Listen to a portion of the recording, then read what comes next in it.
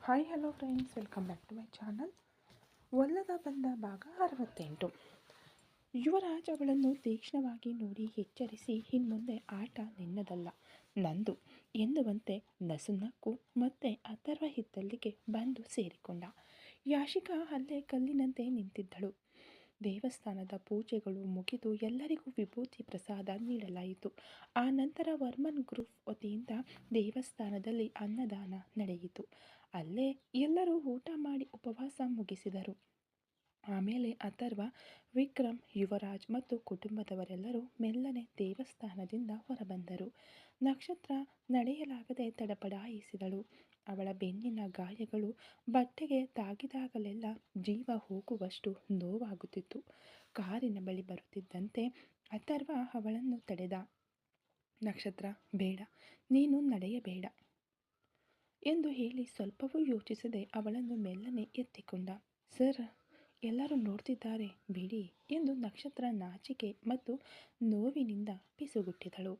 ಯಾರು ನೋಡಿದರೇನು, ನನ್ನ ಹೆಂಡತಿಯನ್ನು ನಾನು ಎತ್ತಿಕೊಂಡು ಹೋಗ್ತಿದ್ದೀನಿ, ಸುಮ್ಮನಿರು ಎಂದು ಅಥರ್ವ ಅವಳನ್ನು ಕಾರಿನ ಹಿಂದಿನ ಸೀಟಿನಲ್ಲಿ ಬಹಳ ಮೃದುವಾಗಿ ಮಲಗಿಸಿದ. ಗಾಯಗಳಿಗೆ ತಾಗದಂತೆ ಒಂದು ಮೊಗ್ಗಲಿಗೆ ಮಲಗಿಸಿದ. ಮನೆಗೆ ಬಂದ ಕೂಡಲೇ ಅಥರ್ವ ಅವಳನ್ನು ತನ್ನ ಕೈಯಲ್ಲೇ ಎತ್ತಿಕೊಂಡು ಹೋಗಿ ಕೋಣೆಯಲ್ಲಿ ತನ್ನ ಹಾಸಿಗೆಯ ಮೇಲೆ ಮಲಗಿಸಿದ. ಇವತ್ತು ನೀನು ಮಾಡಿದ್ದು ಸಾಮಾನ್ಯ ವಿಷಯವಲ್ಲ ನಕ್ಷತ್ರ. ನಿನ್ನ ಮೇಲಿದ್ದ ಗೌರವ ಈಗ ಇನ್ನಷ್ಟು ಹೆಚ್ಚಾಗಿದೆ ಎಂದು ಅವಳ ಕೈಗಳನ್ನು ಹಿಡಿದು ಮುದ್ದಿಸಿದ. ವಿಕ್ರಮ್ ಹೊರಗೆ ನಿಂತು ಯುವರಾಜ್ನನ್ನು ನೋಡಿದ. ಯುವರಾಜ್, ದೇವಸ್ಥಾನದಲ್ಲಿ ಯಾಶಿಕಾ ಹತ್ರ ಏನು ಮಾತನಾಡಿದೆ? ಅವಳ ಮುಖ ಯಾಕೆ ಹಾಗೆ ಬದಲಾಯಿತು ಎಂದು ಅನುಮಾನದಿಂದ ಕೇಳಿದ. ಯುವರಾಜ್ ರಹಸ್ಯವಾಗಿ ನಗುತ್ತಾ, ಸಮಯ ಬಂದಾಗ ಹೇಳ್ತೀನಿ ವಿಕ್ರಮ್ ಸರ್, ಆದರೆ ಒಂದು ಮಾತ್ರ ಖಂಡಿತ, ಇನ್ಮುಂದೆ ಯಾಶಿಕಾಳಿಂದ ಈ ಮನೆಗೆ ಯಾವ ಅಪಾಯವೂ ಬರೋದಿಲ್ಲ ಎಂದನು ದೃಢವಾಗಿ ಹೇಳಿದನು. ಆಮೇಲೆ ವಿಕ್ರಮ್ ತನ್ನ ಕೋಣೆಗೆ ಹೋದ. ಯುವರಾಜ್ ತನ್ನ ಬೈಕ್ ಸ್ಟಾರ್ಟ್ ಮಾಡಿಕೊಂಡು ಮನೆಯ ದೊಡ್ಡ ಗೇಟ್ ಬಳಿ ಹೋಗುವಾಗ ಯಾಶಿಕಾಳ ಕಾರು ಒಳಗೆ ಪ್ರವೇಶಿಸಿತು. ಕಾರಿನ ಹಿಂದಿನ ಸೀಟಿನಲ್ಲಿ ಯಾಶಿಕಾ ತಲೆ ತಗ್ಗಿಸಿ ಯಾವುದೋ ಒಂದು ಅರ್ಥವಾಗದ ಭಯದಲ್ಲಿ ಕುಳಿತಿದ್ದಳು. ಅವಳ ತಂದೆ ಮೋಹನ್ ಗೊಂದಲದಿಂದ ಅವಳನ್ನೇ ನೋಡುತ್ತಿದ್ದರು. ಯುವರಾಜ್ ಅವರನ್ನು ದಾಟುವಾಗ ತನ್ನ ಬೈಕ್ ನಿಲ್ಲಿಸಿ ಯಾಶಿಕಾಳನ್ನು ನೋಡಿ ವ್ಯಂಗ್ಯವಾಗಿ ನಕ್ಕ. ಇದನ್ನು ಕಂಡ ಮೋಹನ್ ಕೋಪಗೊಂಡರು. ಕಾರನ್ನು ತಕ್ಷಣ ನಿಲ್ಲಿಸಿ ಕೆಳಗೆ ಇಳಿದರು. ಏ ಯುವರಾಜ್, ನಿಲ್ಲು, ಯಾಕೆ ನನ್ನ ಮಗಳನ್ನು ಹಾಗೆ ನೋಡಿ ನಗ್ತಾ ಇದೀಯಾ? ನಿನ್ನನ್ನು ನೋಡಿದರೆ ಅವಳು ಯಾಕೆ ಭಯಪಡ್ತಾಳೆ? ಏನ್ರೋ ನಡೀತಿದೆ ಇಲ್ಲಿ ಎಂದು ಅಧಿಕಾರವಾಣಿಯಿಂದ ಕೇಳಿದರು ಮೋಹನ್. ಯುವರಾಜ್ ಬೈಕ್ನಿಂದ ಇಳಿದು ಕೂಲಾಗಿ ಮೋಹನ್ ಬಳಿ ಬಂದ. ಮಾವ, ನಿಮ್ಮ ಮಗಳು ಮತ್ತು ನಾನು ಲವ್ ಮಾಡ್ತಿದ್ದೀವಿ. ಶೀಘ್ರದಲ್ಲೇ ನಿಮಗೆ ನಾನು ಅಳಿಯನಾಗಲಿದ್ದೇನೆ. ಹಾಗಾಗಿ ಈ ಅನಗತ್ಯ ವಿಲ್ಲನ್ ಕೆಲಸ, ಬೆದರಿಕೆ ಎಲ್ಲವನ್ನು ಬಿಟ್ಟು ಸ್ವಲ್ಪ ಹತೋಟಿಯಲ್ಲಿರಿ ಎಂದನು ಕೀಟಲೆಯಾಗಿ. ಮೋಹನ್ ಆಘಾತದಲ್ಲಿ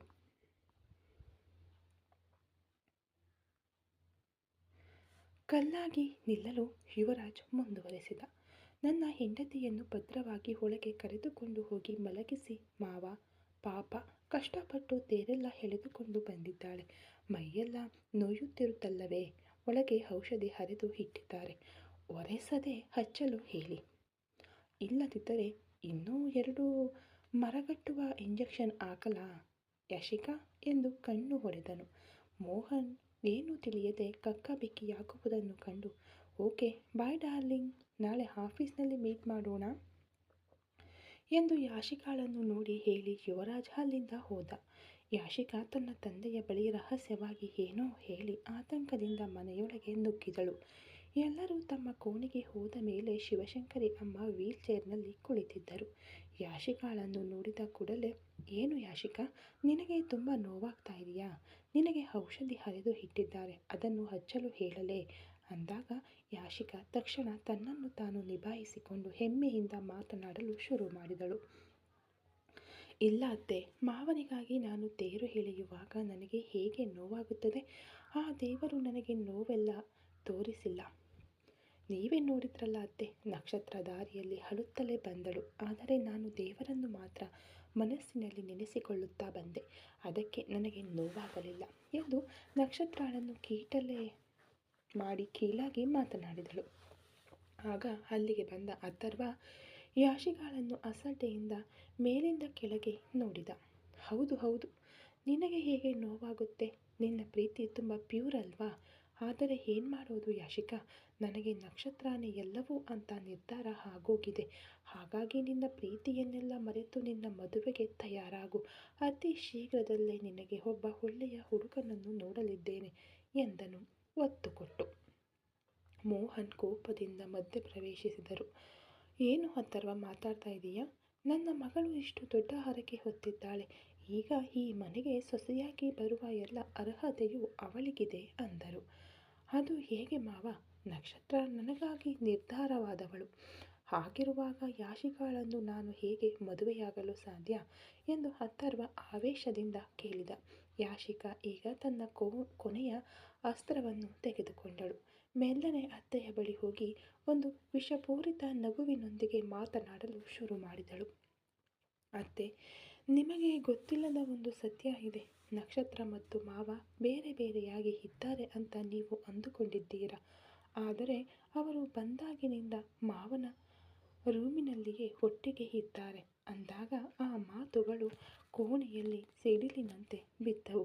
ಶಿವಶಂಕರಿ ಅಮ್ಮ ತೀವ್ರ ಆಘಾತದಲ್ಲಿ ಹೆಪ್ಪುಗಟ್ಟಿ ಅಥರ್ವನನ್ನು ನೋಡಲು ಅಥರ್ವ ಬೆಚ್ಚಿ ಬಿದ್ದು ತನ್ನ ಅಮ್ಮನನ್ನು ನೋಡಿದ.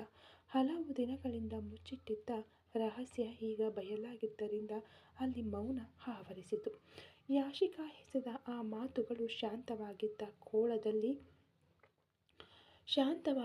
ಕೊಳದಲ್ಲಿ ಬಿದ್ದ ದೊಡ್ಡ ಬಂಡೆಯಂತೆ ಆ ಮನೆಯ ನೆಮ್ಮದಿಯನ್ನು ಕೆಡಿಸಿದವು. ನಕ್ಷತ್ರ ಮತ್ತು ಮಾವ ಒಂದೇ ರೂಮ್ನಲ್ಲೇ ಒಟ್ಟಿಗೆ ಇದ್ದಾರೆ ಅತ್ತೆ ಎಂಬ ಮಾತು ಕೇಳಿದ ಆ ಕ್ಷಣ ಶಿವಶಂಕರಿ ಅಮ್ಮನ ಹೃದಯ ಒಂದು ನಿಮಿಷ ನಿಂತು ಬಡಿದುಕೊಂಡಿತು. ಶಿವಶಂಕರಿ ಅಮ್ಮ ತನ್ನ ಮಗನನ್ನು ವೇದನೆಯಿಂದ ನೋಡಿದರು.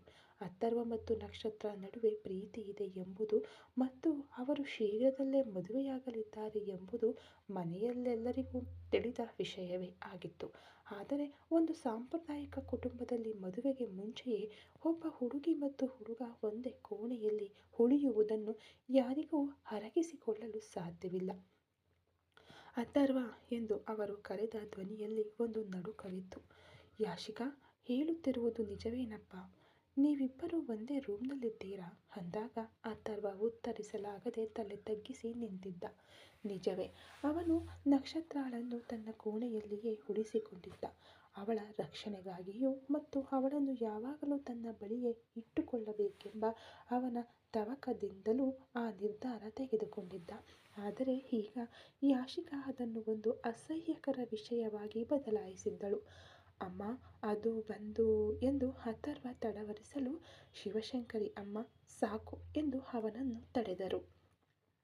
ಪ್ರೀತಿಸ್ತಾ ಇದ್ದೀರಾ, ಮದುವೆಯಾಗಲಿದ್ದೀರಾ ಅಂತ ಹೇಳಿದಾಗ ನಾನು ಸಂತೋಷಪಟ್ಟೆ ಅಥರ್ವ. ಆದರೆ ಸರಿಯಾದ ಮದುವೆ ನಡೆಯುವ ಮುಂಚೆ ಹೀಗೆ ಒಂದೇ ರೂಮ್ನಲ್ಲಿ ಇರುವುದು ಎಷ್ಟು ದೊಡ್ಡ ತಪ್ಪು ಅಂತ ನಿನಗೆ ಗೊತ್ತಿಲ್ವಾ? ನೀನು ಹೀಗೊಂದು ಕೆಲಸ ಮಾಡ್ತೀಯಾ ಅಂತ ನಾನು ಕನಸಲ್ಲೂ ಅಂದ್ಕೊಂಡಿರಲಿಲ್ಲ ಎಂದು ಅವರು ಮಾತನಾಡುತ್ತಲೇ ಅಥರ್ವನ ಎದೆ ಭಾರವಾಯಿತು. ಅಮ್ಮ, ನಾನು ಹೇಳುವುದನ್ನು ಒಂದು ನಿಮಿಷ ಕೇಳಿ. ನಾನು ಅವಳ ಹತ್ತಿರ ತಪ್ಪಾಗಿ ನಡೆದುಕೊಂಡಿಲ್ಲ, ಅವಳ ರಕ್ಷಣೆಗಾಗಿ ಮಾತ್ರ ಎಂದು ಪೂರ್ತಿಯಾಗಿ ಹೇಳಿ ಮುಗಿಸುವಷ್ಟರಲ್ಲಿ ಸಾಕು ಅಥರ್ವ, ರಕ್ಷಣೆಗೆ ಉಳಿಸಿಕೊಳ್ಳಲು ಈ ಮನೆಯಲ್ಲಿ ಎಷ್ಟೋ ರೂಮ್ಗಳಿವೆ. ಆದರೆ ನೀನು ನಿನ್ನ ರೂಮನ್ನು ಆರಿಸಿಕೊಂಡಿದ್ದೀಯ ಅಂದರೆ ನಿನ್ನ ಮನಸ್ಸಿನಲ್ಲಿ ಏನಿತ್ತು ಅಂತ ನನಗೆ ಈಗ ಅರ್ಥವಾಗ್ತಿದೆ.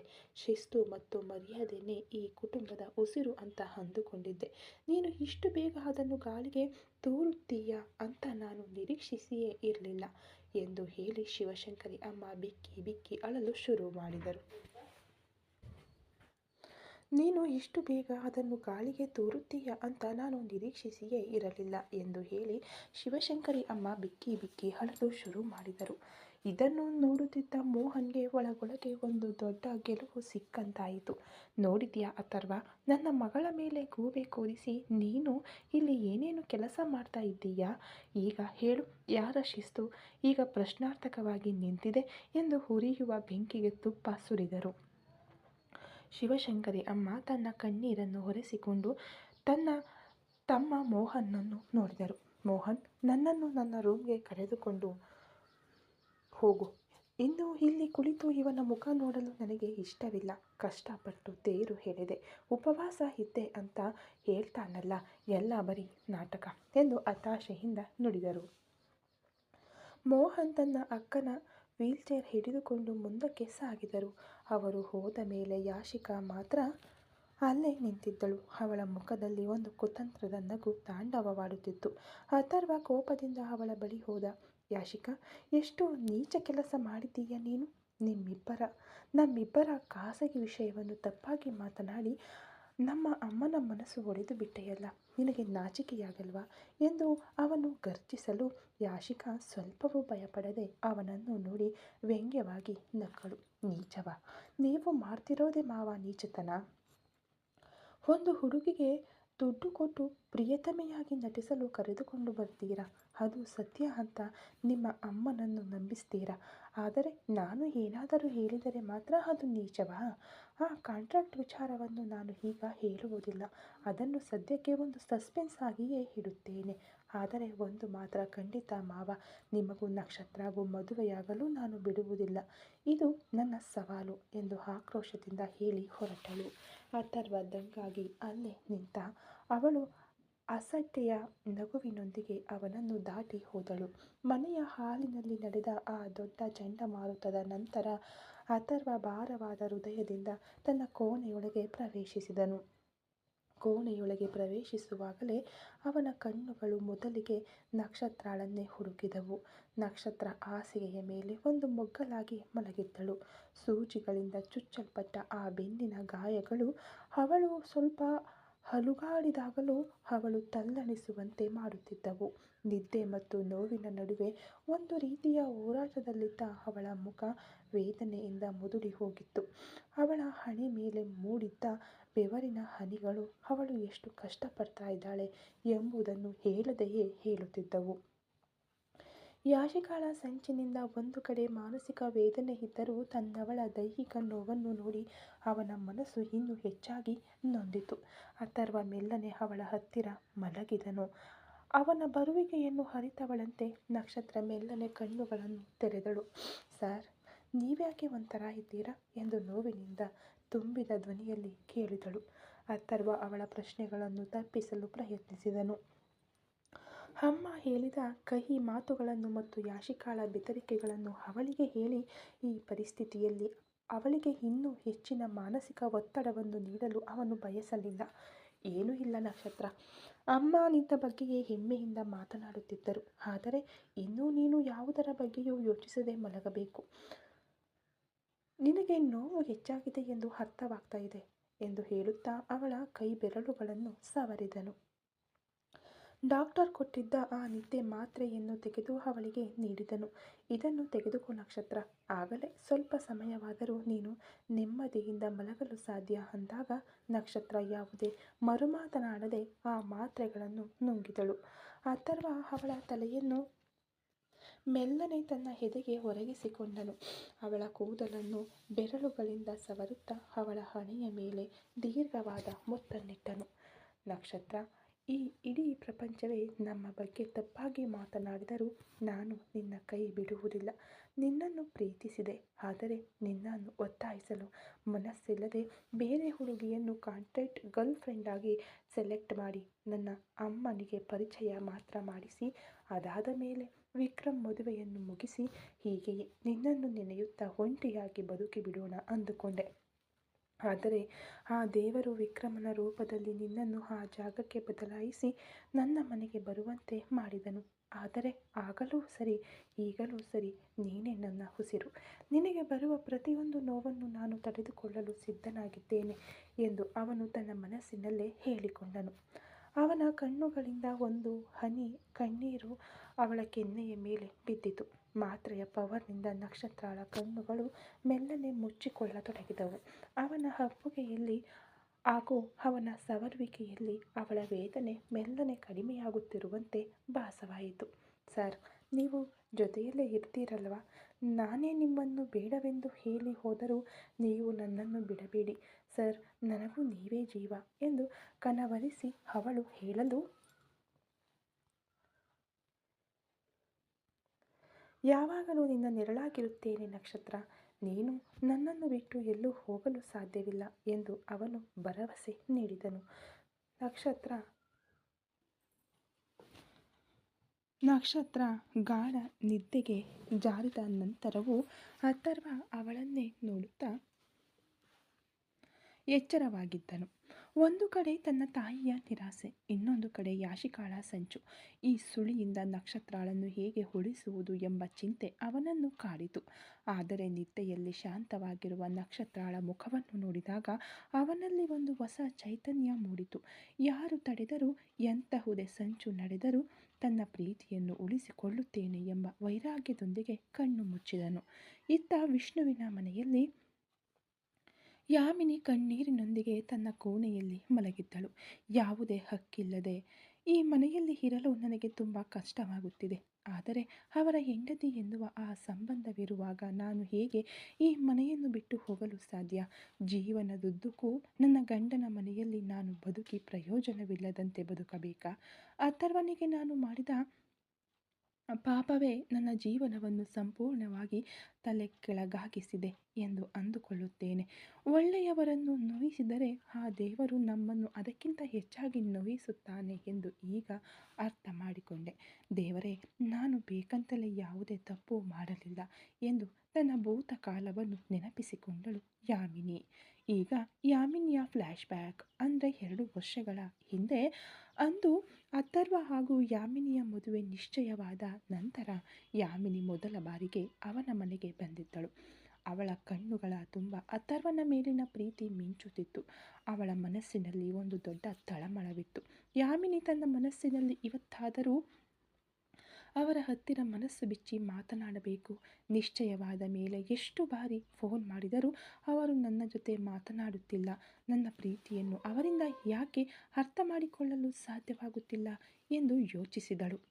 ಯಾಮಿನಿ ಒಂದು ಮಧ್ಯಮ ವರ್ಗದ ಕುಟುಂಬಕ್ಕೆ ಸೇರಿದವಳಾಗಿದ್ದರೂ ಅಥರ್ವನ ತಾಯಿ ಶಿವಶಂಕರಿ ನೋಡಿ ಆರಿಸಿದ ಹುಡುಗಿಯಾಗಿದ್ದರಿಂದ ಅವಳಿಗೆ ಆ ಮನೆಯಲ್ಲಿ ಪ್ರತ್ಯೇಕ ಗೌರವವಿತ್ತು. ಯಾಮಿನಿ ಒಂದು ಹೊಸ ಸುಂದರವಾದ ಸೀರೆಯನ್ನುಟ್ಟು ದೇವತೆಯಂತೆ ಆ ಮನೆಯೊಳಗೆ ಬಂದು ನಿಂತಳು. ಶಿವಶಂಕರಿ ತನ್ನ ಹಿರಿಯ ಸೊಸೆಯಾಗಿ ಬರಲಿರುವ ಅವಳ ಮೇಲೆ ಅಪಾರ ನಂಬಿಕೆ ಇಟ್ಟಿದ್ದರು. ಶಿವಶಂಕರಿ ತಮ್ಮ ಕೈಯಲ್ಲಿ 3 ಮೊಳದಷ್ಟು ಉದ್ದವಿರುವ ಮಲ್ಲಿಗೆ ಹೂವನ್ನು ತೆಗೆದುಕೊಂಡು ಯಾಮಿನಿಯ ಹತ್ತಿರ ಬಂದರು. ಅವರು ಆ ಹೂವನ್ನು ಯಾಮಿನಿಯ ತಲೆಯಲ್ಲಿ ಮೂಡಿಸಿದರು. ಶಿವಶಂಕರಿ ಮಮತೆಯಿಂದ, ಯಾಮಿನಿ, ನೀನು ನನ್ನ ಹಿರಿಯ ಸೊಸೆಯಾಗಿ ಬರಲಿದ್ದೀಯ. ನೀನು ನನ್ನ ಅಥರ್ವನಿಗೆ ಸಿಕ್ಕ ವರಪ್ರಸಾದ. ನಿನ್ನ ಬುದ್ಧಿವಂತಿಕೆ ಮತ್ತು ಪ್ರೀತಿ ಈ ಕುಟುಂಬವನ್ನು ಖಂಡಿತವಾಗಿಯೂ ಉತ್ತಮವಾಗಿ ಮುನ್ನಡೆಸುತ್ತದೆ ಎಂದರು. ಶಿವಶಂಕರಿ ಮುಡಿಸಿದ ಮಲ್ಲಿಗೆ ಹೂವು ಯಾಮಿನಿಗೆ ಅಥರ್ವನ ಕುಟುಂಬದ ಮೇಲೆ ಆಳವಾದ ನಂಬಿಕೆ ಮತ್ತು ಪ್ರೀತಿಯನ್ನು ಉಂಟು ಮಾಡಿತು. ಶಿವಶಂಕರಿ, ಯಾಮಿನಿ, ಅಥರ್ವ ಇನ್ನೂ ಆಫೀಸ್ನಿಂದ ಬಂದಿಲ್ಲ. ಇವತ್ತು ಅವನಿಗೆ ಸ್ವಲ್ಪ ಪ್ರಮುಖವಾದ ಮೀಟಿಂಗ್ ಇದೆ ಎಂದು ಹೇಳಿ ಲೇಟಾಗಿ ಬರುವುದಾಗಿ ಹೇಳಿದ್ದಾನೆ. ನೀನು ನಮ್ಮ ಮನೆಯನ್ನು ಸುತ್ತಿ ನೋಡು. ಇದೇ ನೀನು ಬಾಳಲಿರುವ ಮನೆ ಎಂದವರು ಅಲ್ಲೇ ಇದ್ದ ಯಾಶಿಕಾಳನ್ನು ಕರೆದರು. ಶಿವಶಂಕರಿ, ಯಾಶಿಕಾ, ಇಲ್ಲಿ ಬಾ ಎಂದ ತಕ್ಷಣ ಬರ್ತೀನಿ ಅತ್ತೆ ಎಂದು ಅವಳ ಹತ್ತಿರ ಬಂದಳು. ಶಿವಶಂಕರಿ, ಇಲ್ಲಿ ನೋಡು ಯಾಶಿಕಾ, ನೀನು ಯಾಮಿನಿಯನ್ನು ಕರೆದುಕೊಂಡು ಹೋಗಿ ಮನೆಯನ್ನೆಲ್ಲ ಸುತ್ತಿ ತೋರಿಸು. ನಾನು ಹಾಲು ಪಾಯಸ ಮಾಡುತ್ತೇನೆ ಎಂದು ಹೇಳಿ ಅಡುಗೆ ಮನೆಗೆ ಶಿವಶಂಕರಿ ಹೋದ ತಕ್ಷಣ ಯಾಶಿಕಾಳ ಮುಖದ ಭಾವನೆ ಬದಲಾಯಿತು. ಅವಳಿಗೆ ಅಥರ್ವ ತನಗೆ ಮಾತ್ರ ಸ್ವಂತವಾದವನು. ತನ್ನ ಅತ್ತೆಯ ಮಗನಾದ ಅಥರ್ವನನ್ನು ಬೇರೊಬ್ಬ ಹುಡುಗಿಗೆ ಕೊಡುವುದರಲ್ಲಿ ಅವಳಿಗೆ ಇಷ್ಟವಿರಲಿಲ್ಲ. ತನ್ನ ಸೇಡಿನ ಯೋಜನೆಯನ್ನು ಕಾರ್ಯರೂಪಕ್ಕೆ ತರಲು ಇದೇ ಸರಿಯಾದ ಸಮಯ ಎಂದು ಸಂಚು ರೂಪಿಸುತ್ತಾ ನಿಧಾನವಾಗಿ ಯಾಮಿನಿಗೆ ಮನೆಯನ್ನು ಸುತ್ತಿ ತೋರಿಸುತ್ತಲೇ ಅವಳ ಮನಸ್ಸನ್ನು ಸ್ಪಷ್ಟವಾಗಿ ಅರಿಯಲು ಯಾಶಿಕಾ ನಿರ್ಧರಿಸಿದಳು. ಯಾಶಿಕಾ ಯಾಮಿನಿಯ ಹತ್ತಿರ ಬಂದು ಮೆಲ್ಲನೆ ಮಾತನಾಡಲು ಪ್ರಾರಂಭಿಸಿದಳು. ಯಾಮಿನಿ, ನನ್ನ ಮಾವ ನಿನ್ನ ಹತ್ತಿರ ಚೆನ್ನಾಗಿ ಮಾತನಾಡುತ್ತಾರಾ ಎಂದಳು. ಯಾಮಿನಿ ಈ ಮದುವೆಯ ಮೇಲೆ ನಂಬಿಕೆ ಇಟ್ಟಿದ್ದರೂ ಅಥರ್ವ ತನ್ನಿಂದ ದೂರವೇ ಇರುವುದನ್ನು ನೆನೆದು ವೇದನೆಯಲ್ಲಿದ್ದಳು. ಯಾಮಿನಿ ವೇದನೆಯಿಂದ, ಇಲ್ಲ ಯಾಶಿಕಾ, ನಾನು ಫೋನ್ ಮಾಡಿದಾಗಲೆಲ್ಲ ಕೆಲಸವಿದೆ, ಬ್ಯುಸಿಯಾಗಿದ್ದೇನೆ, ಇಲ್ಲದಿದ್ದರೆ ಮೀಟಿಂಗ್ನಲ್ಲಿದ್ದೇನೆ ಎಂದು ಏನಾದರೂ ಹೇಳಿದ ತಕ್ಷಣ ಫೋನ್ ಇಟ್ಟು ಬಿಡುತ್ತಾರೆ. ನಿಶ್ಚಯವಾಗಿ 15 ದಿನಗಳಿಗಿಂತ ಹೆಚ್ಚಾಯಿತು. ಒಂದು ದಿನವೂ ನನಗೆ ಅವರ ಹತ್ತಿರ ಮನಸ್ಸು ಬಿಚ್ಚಿ ಮಾತನಾಡಲು ಸಾಧ್ಯವಾಗಲಿಲ್ಲ ಎಂದಳು. ಯಾಶಿಕಾಳಿಗೆ ಇದು ಬಂಗಾರದಂತಹ ಅವಕಾಶವಾಗಿ ಸಿಕ್ಕಿತು. ಅವಳು ತನ್ನ ಮನಸ್ಸಿನಲ್ಲಿ ರೂಪಿಸಿದ ಯೋಚನೆಗಳನ್ನು ಕಾರ್ಯಗತಗೊಳಿಸಲು ತೊಡಗಿದಳು. ಯಾಮಿನಿ, ನಿನ್ನನ್ನು ನೋಡಿದರೆ ತುಂಬ ಒಳ್ಳೆಯ ಹುಡುಗಿಯಂತೆ ಅನ್ನಿಸುತ್ತಿದೆ. ಆದರೆ ನಿನ್ನ ಜೀವನವನ್ನು ಇವರೆಲ್ಲ ಸೇರಿ ಹಾಳು ಮಾಡಲು ನೋಡ್ತಾ ಇದ್ದಾರೆ ಎಂದ ಯಾಶಿಕಾಳ ಆ ಮಾತು ಯಾಮಿನಿಗೆ ಒಂದು ದೊಡ್ಡ ಗೊಂದಲವನ್ನು ಉಂಟು ಮಾಡಿತು. ಸಂತೋಷದಿಂದಿದ್ದ ಅವಳು ಯಾಶಿಕಾಳನ್ನು ಅನುಮಾನದಿಂದ ನೋಡಿದಳು. ಯಾಮಿನಿ, ಹೇಳ್ತಾ ಇದೆಯಾ ಯಾಶಿಕಾ? ನನ್ನ ಜೀವನವನ್ನು ಹಾಳು ಮಾಡಲು ನೋಡ್ತಾ ಇದ್ದಾರಾ? ನೀನೇನು ಹೇಳಲು ಹೊರಟಿದ್ದೀಯಾ? ನನಗೆ ಅರ್ಥವಾಗುತ್ತಿಲ್ಲವಲ್ಲ ಎಂದು ಗೊಂದಲದಿಂದ ಕೇಳಿದಳು. ಹೌದು ಯಾಮಿನಿ, ಅಥರ್ವ ಮಾವನಿಗೆ ನಾನೇ ಸೋದರತ್ತೆ ಮಗಳು. ಹಾಗೆ ನೋಡಿದರೆ ನನ್ನನ್ನೇ ಅವರಿಗೆ ಮದುವೆ ಮಾಡಿಸಬೇಕಿತ್ತು. ಅದಕ್ಕೆ ತಕ್ಕ ಹಾಗೆ ಆ ಯೋಜನೆಯನ್ನು ಮಾಡಿದ್ದರು. ಆದರೆ ನಾನೇ ಅವರನ್ನು ಬೇಡವೆಂದು ಹೇಳಿಬಿಟ್ಟೆ ಎಂದಳು ಮುಖವನ್ನು ಮುಗ್ಧವಾಗಿಟ್ಟುಕೊಂಡು. ಏನು ಹೇಳ್ತಾ ಇದ್ದೀರಾ? ಅವರು ಎಷ್ಟು ದೊಡ್ಡ ಬಿಸ್ನೆಸ್ ಮ್ಯಾನ್, ಎಷ್ಟು ಸುಂದರವಾಗಿದ್ದಾರೆ, ಎಲ್ಲ ಟ್ಯಾಲೆಂಟ್ ಇದೆ. ನೀವು ಯಾಕಾಗಿ ನಿಮ್ಮ ಮಾವನನ್ನು ಬೇಡವೆಂದು ಹೇಳಿದಿರಿ ಯಾಶಿಕಾ ಎಂದಳು ಆಘಾತದಿಂದ. ಆಗ ಯಾಶಿಕಾ, ಅದಕ್ಕೆ ದೊಡ್ಡ ಕಾರಣವಿದೆ.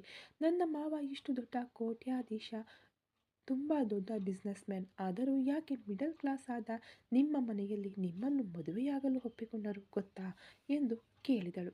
ಆ ಮಾತು ಚುರುಕೆಂದು ಯಾಮಿನಿಯ ಹೃದಯಕ್ಕೆ ಮುಳ್ಳಿನಂತೆ ಚುಚ್ಚಿತು. ಅವಳಿಗೆ ಅದನ್ನು ತಡೆದುಕೊಳ್ಳಲು ಸಾಧ್ಯವಾಗಲಿಲ್ಲ. ಏನು ಹೇಳ್ತಾ ಇದ್ದೀರಾ? ಸ್ಪಷ್ಟವಾಗಿ ಹೇಳಿ ಎಂದಳು ಆತಂಕದಿಂದ. ಯಾಶಿಕಾ ತನ್ನ ಮನಸ್ಸಿನಲ್ಲಿ ಗೆಲುವಿನ ನಗೆ ನಗುತ್ತಾ, ಅದು ಏನೆಂದರೆ ನಮ್ಮ ಮಾವನಿಗೆ ಗಂಡಸುತನ ಇಲ್ಲ ಎಂದ ಆ ಮಾತು ಯಾಮಿನಿಯ ತಲೆಯ ಮೇಲೆ ಸಿಡಿಲು ಬಡಿದಂತಾಯಿತು. ಅವಳ ಪ್ರಪಂಚ ಒಂದು ಕ್ಷಣದಲ್ಲಿ ಕತ್ತಲಾವರಿಸಿತು. ಯಾಮಿನಿ ಕೋಪದಿಂದ ನಂಬಲು ನಿರಾಕರಿಸುತ್ತಾ, ಏನು ಹೇಳ್ತಾ ಇದ್ದೀರಾ? ಇಲ್ಲ, ಅದು ನಿಮಗೆ ಗೊತ್ತು, ಏನೋ ಜೊತೆಯಲ್ಲೇ ಬದುಕಿ ನೋಡಿದವರ ತರಹ ಮಾತನಾಡ್ತಾ ಇದ್ದೀರಾ ಎಂದ ತಕ್ಷಣ ಯಾಶಿಕಾ ಅವಳ ಕೋಪವನ್ನು ಲೆಕ್ಕಿಸದೆ, ಬದುಕಿ ನೋಡಿದ್ದಕ್ಕೆ ಹೇಳುತ್ತಿದ್ದೇನೆ ಎಂದಳು. ಆ ಮಾತು ಯಾಮಿನಿಯ ಹೃದಯಕ್ಕೆ ಕೆಂಡ ಸುರಿದಂತಾಯಿತು. ಯಾಮಿನಿ ತಡವರಿಸುತ್ತಾ, ನನಗೆ ಅರ್ಥವಾಗುತ್ತಿಲ್ಲ ಎಂದಳು. ಯಾಶಿಕಾ ತಾನು ಹೆಣೆದ ಸುಳ್ಳನ್ನು ನಿಜವೆಂಬಂತೆ ವಿವರಿಸಲು ಪ್ರಾರಂಭಿಸಿದಳು. ಯಾಮಿನಿ, ಆರಂಭದಲ್ಲಿ ನನಗೂ ಅವರಿಗೂ ಮದುವೆ ಮಾಡಬೇಕೆಂದು ತೀರ್ಮಾನಿಸಿದ್ದರು. ನನಗೂ ನನ್ನ ಮಾವ ಅಂದರೆ ತುಂಬ ಇಷ್ಟ. ನಾನು ಚಿಕ್ಕ ವಯಸ್ಸಿನಿಂದಲೂ ಅವರನ್ನು ಪ್ರೀತಿಸುತ್ತಿದ್ದೆ. ಒಂದು ದಿನ ನನಗೆ ಅವರ ಮೇಲೆ ತುಂಬ ಆಸೆಯಾಯಿತು. ಮದುವೆಯಾಗಲಿರುವವರೇ ತಾನೇ, ಮನೆಯಲ್ಲಿ ಒಟ್ಟಿಗೆ ಇರಬಹುದೆಂದು ಅಂದು ರಾತ್ರಿ ಅವರ ಜೊತೆ ಇದ್ದೆ. ಆಗ ಅವರು ಪ್ರಯತ್ನಿಸಿದರು, ನನ್ನನ್ನು ಅಪ್ಪಿಕೊಂಡರು, ಮುತ್ತಿಟ್ಟರು, ಏನೇನೋ ಮಾಡಿದರು. ಆದರೆ ಅವರಿಗೆ ಯಾವುದೇ ಭಾವನೆಯೇ ಬರಲಿಲ್ಲ ಎಂದು ಹೇಳುವಾಗಲೇ ಯಾಮಿನಿಯ ಕಣ್ಣುಗಳು ಆಘಾತದಿಂದ ಅಗಲವಾದವು. ಅದನ್ನು ನೋಡಿದ ಯಾಶಿಕಾ ಒಳಗೊಳಗೆ ನಗುತ್ತಾ ಹೊರಗಡೆ ಮುಖವನ್ನು ಮುಗ್ಧವಾಗಿಟ್ಟುಕೊಂಡು ಇನ್ನೂ ಮುಂದುವರೆಸಿದಳು. ಅವರು ಅದೇ ರೀತಿ ಹಲವು ಬಾರಿ ಪ್ರಯತ್ನಿಸಿದರು. ನಾನು ಅವರಿಗೆ ಸಹಕರಿಸಿದೆ. ಇದಕ್ಕಿಂತ ಒಂದು ಕ್ರೂರವಾದ ವಿಷಯ ಕೇಳು ಯಾಮಿನಿ. ಒಂದು ದಿನ ನನ್ನ ಬಟ್ಟೆಯನ್ನೆಲ್ಲ ಬಿಚ್ಚಿ ಅವರ ಮುಂದೆ ಬೆತ್ತಲಾಗಿಯೂ ಇದ್ದೆ. ಯಾಕೆ? ಅವರ ಬಟ್ಟೆಯನ್ನು ತೆಗೆದು ಅವರು ನಾನು ಒಟ್ಟಿಗೆ ಹಾಸಿಗೆಯ ಮೇಲೆ ಬೆತ್ತಲಾಗಿಯೇ ಮಲಗಿದ್ದೆವು. ಆಗಲೂ ಅವರಿಗೆ ಯಾವುದೇ ಭಾವನೆ ಬರಲಿಲ್ಲ ಎಂದವಳು ನಿಟ್ಟುಸಿರು ಬಿಟ್ಟು, ಅದರ ನಂತರ ನಾನೇ ಅವರನ್ನು ಹಾಸ್ಪಿಟಲ್ಗೆ ಕರೆದುಕೊಂಡು ಹೋದೆ. ಚೆಕ್ ಮಾಡಿಸಿ ನೋಡಿದಾಗ ಅವರಿಗೆ ಗಂಡಸುತನ ಇಲ್ಲ ಎಂದು ಹೇಳಿಬಿಟ್ಟರು. ಅವರನ್ನು ಮದುವೆಯಾದರೆ ದಾಂಪತ್ಯ ಜೀವನದಲ್ಲಿ ತೊಡಗಿಕೊಳ್ಳಲು ಸಾಧ್ಯವೇ ಇಲ್ಲ. ಒಂದು ಮಗುವಿಗೆ ತಾಯಿಯಾಗಲು ಸಾಧ್ಯವಿಲ್ಲ. ಈ ಪ್ರಮುಖವಾದ ಸಂಬಂಧವೇ ಇಲ್ಲದೆ ಒಬ್ಬ ಶ್ರೀಮಂತನನ್ನು ಮದುವೆಯಾಗಿ ಏನು ಮಾಡುವುದು? ಅದಕ್ಕೆ ನಾನು ಸಾಧ್ಯವಿಲ್ಲ ಎಂದು ಹೇಳಿಬಿಟ್ಟೆ.